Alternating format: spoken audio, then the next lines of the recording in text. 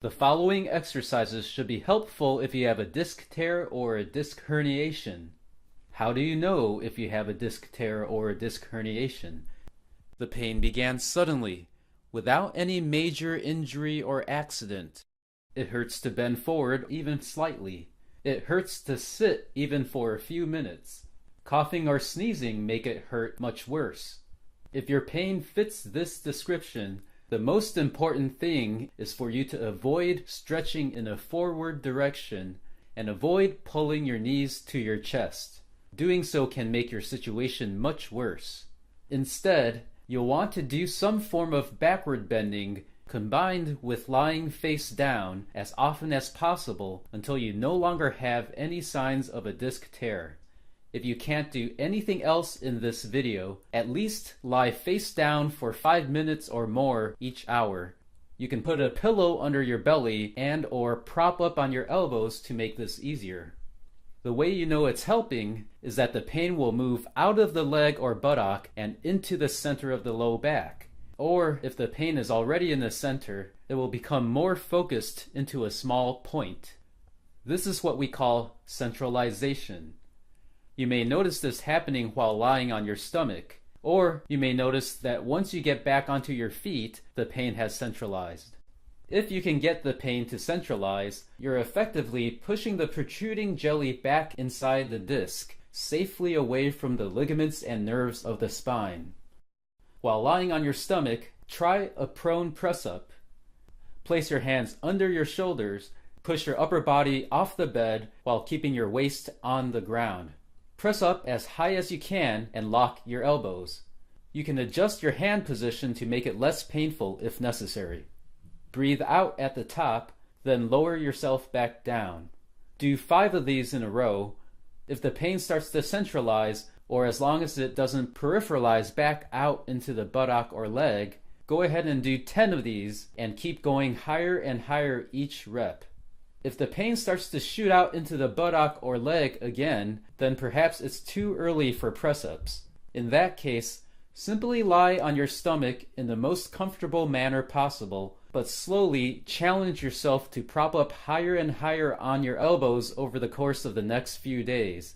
Again, do not push past the point where your pain shoots further down your leg, or where the pain in your leg gets worse.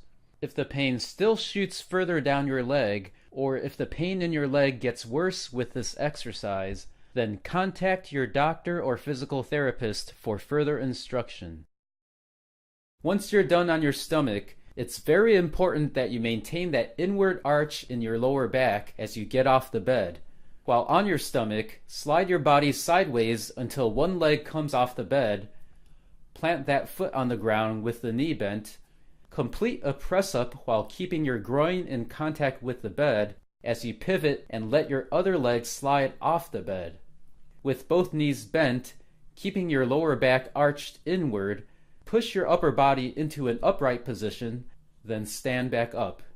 What you don't want to do is to lift your hips off the table during this transition. This would effectively undo any progress you just made. Here's another view of the correct way of getting back onto your feet. And now the incorrect way. Now if you're up and about and you don't have a place to do the press-up, you can do the standing back extension. Place your knuckles in the center of your low back, where it hurts, and bend backwards as far as you can. Hold for a second and return to an upright position. Do at least 10 of these in a row. Do not pitch forward in between repetitions. If your pain centralizes and improves significantly with these exercises, it's important that you return to a normal posture in your low back, bending neither forward nor backward.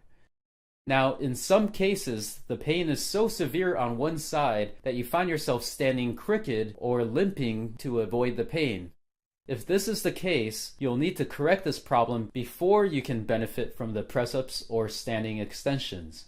If your pain is on the right side, lean your left side against the wall as shown here, with your feet together and both feet away from the wall.